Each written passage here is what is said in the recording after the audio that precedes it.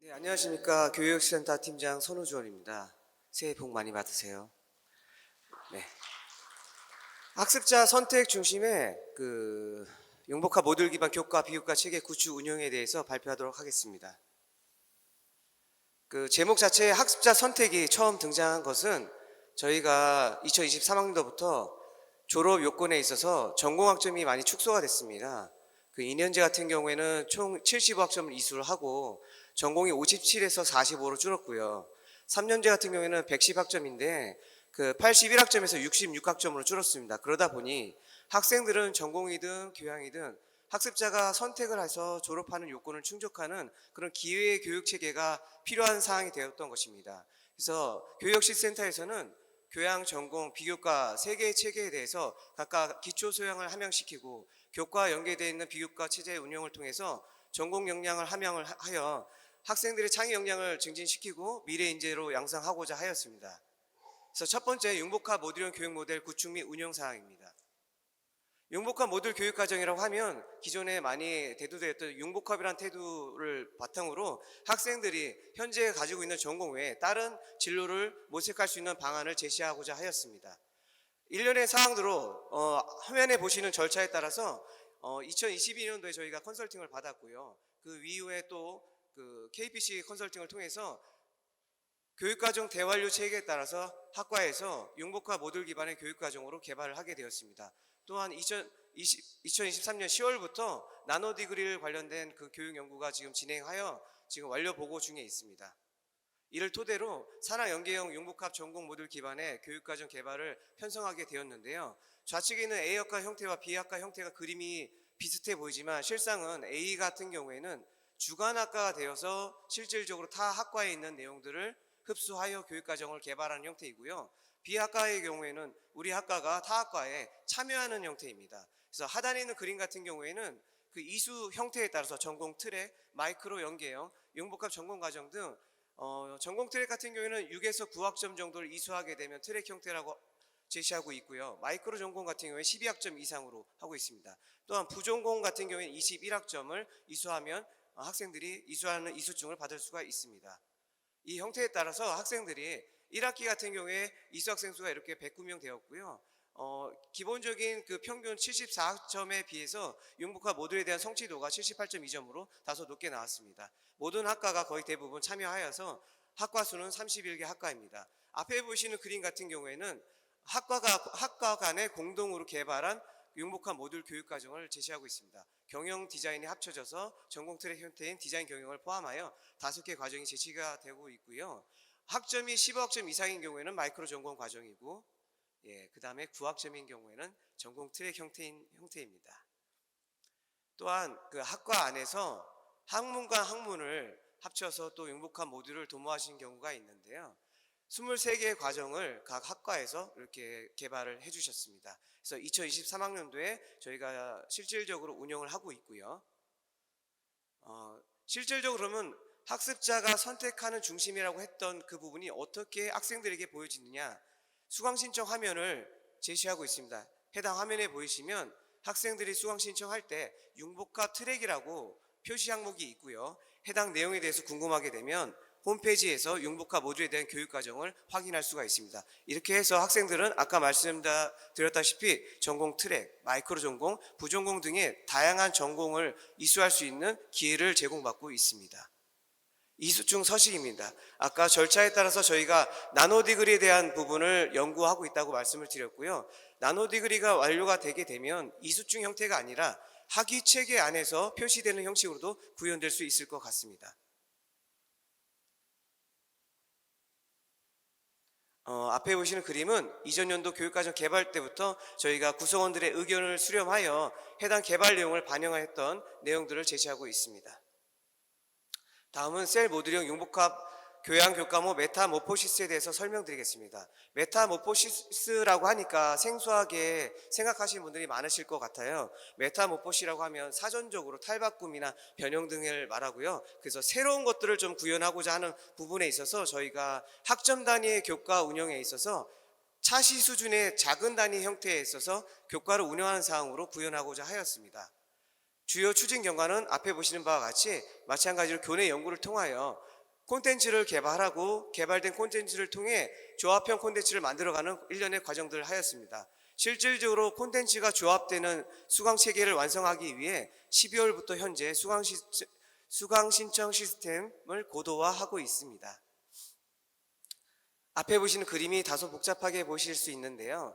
우리 대학의 교양교육 체계가 빌드 체계예요. 그래서 BUILD 각각의 항목에 맞게 교양에 대한 체계가 완성되어 있습니다. 지금 말씀드렸던 메타모포시라고 하는 교양 체계가 각각 언더베이스 부분과 심화 교양 쪽으로 저희가 편성을 좀 했고요. 그래서 디지털 리터러시, 인문 기초 소양, 사회적 가치 실현을 일반적인 기초 소양 항목에 있어서 우리 학생들이 가져가야 될 항목으로 보고 해당 세 가지에 대해서 콘텐츠를 제작하게 되었습니다.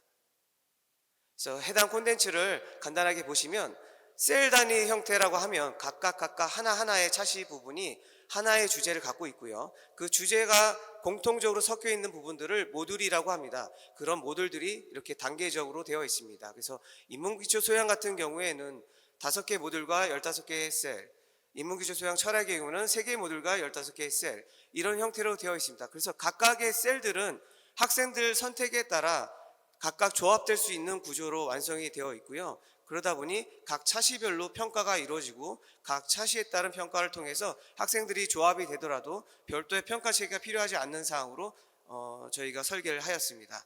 다만 현재 시스템을 구축 중에 있는 가운데 각 차시 단계에 있는 한 개의 셀이 조합되어 있는 형태의 다양성을 제고하는 부분은 다소 어려움이 있어서 기본적인 앞단에 있는 그 차시와 뒷단에 있는 차시 7개, 8개가 각각 구성돼서 조합되는 형태로 설계되는 사항을 통해 저희가 이번 동계 계절학기 때 철학과 ESG라고 하는 교과목을 시범 운영하고 있습니다.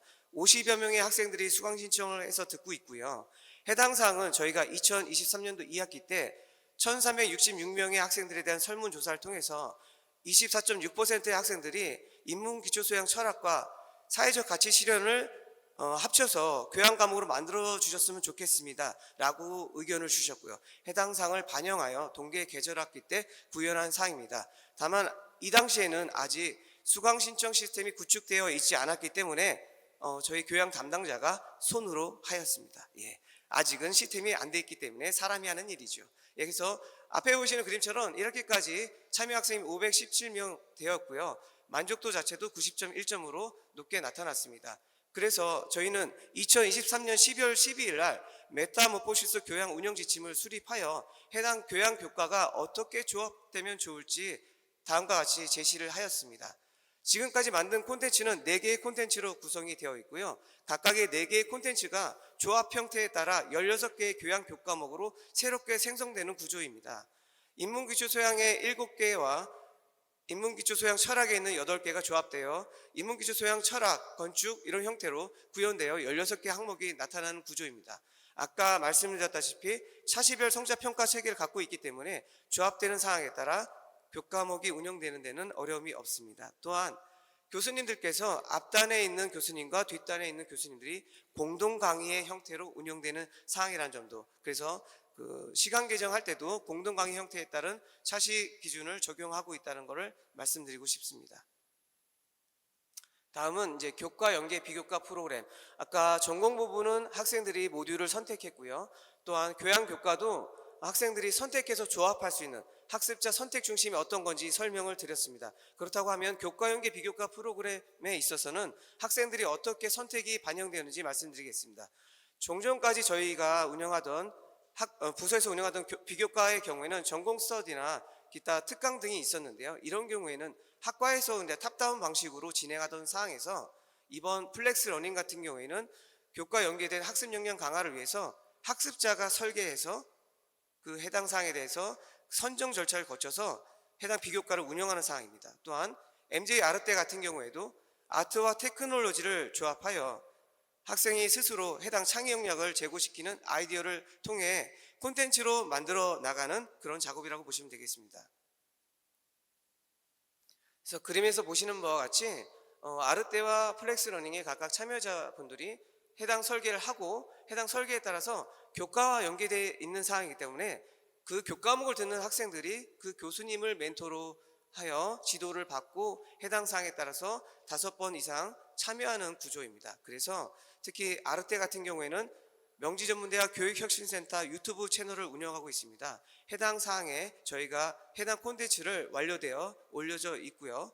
또한 현재 멜라르테라고 해서 저희가 성과 공유를 메타버시티에서 메타버시티 채널에 보시면 멜라르테라고 성과 공유의 채널이 따로 구축이 되어 있습니다. 해당 사항에 들어가시면 2023학년도 1학기, 2학기에 각각 성과가 있는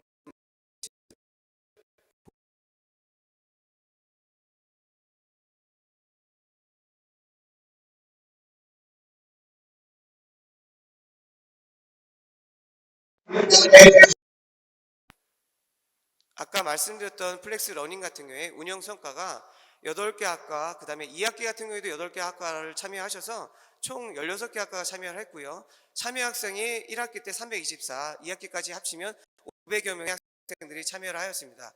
운영팀 수도 37개, 2학기까지 포함하여 50여 개의 팀이 참여를 하였고요.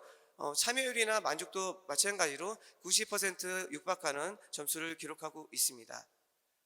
우수 사례로는 청소년 교육 상담과에서 그 참여 부스를 운영하여 대한민국 청소년 박람회에서 여성가족부 장관을 수상하셨습니다. MJ 아르테 같은 경우에는 앞에 보이시는 4가지 능력을 키워주고 있고요. 또한 성과로 보시게 되면 앞에 보시는 5개 학과, 그 다음에 2학기 때 또 참여하신 학과를 포함해서 20여 학과가 참여를 하셨고요. 참여 학생 수도 1학기 때 283명, 2학기 때를 포함하여 총 648명이 참여를 하셨고요. 운영팀 수는 9개 1학기 팀을 포함하여 2학기 때까지 합치면 24개 팀이 참여를 하셨습니다. 또한 신청 대비 참여율도 99% 이상을 하셨고요. 만족도는 1학기 84점대, 2학기 때 85점대를 포함하여 85.1점의 만족도를 기록하고 계십니다. 그래서 아까 말씀드렸던 MJ 아르테 우수 사례는 유튜브.com mjc_eic에서 감상하실 수 있습니다. 연영과에서는 또 지역 주민과 함께하는 공동 방문을 하여 130여 명의 주민들이 함께 참여하는 기록이 있습니다. 여기까지 MJ 아르테미 여러 가지 교육과정 관련된 책에 대해서 설명을 드렸고요. 더 궁금하신 거는 유튜브 채널을 통해서 더 확인하실 수 있습니다. 여기까지 발표를 마치고요. 미래 인재 양성을 위한 창의 인재 양성을 위해서 여러분들 교수님들께서 또 고생 많이 하고 계신데요. 하시는 일에 저희 교육혁신센터에서 언제나 함께 하겠습니다. 감사합니다.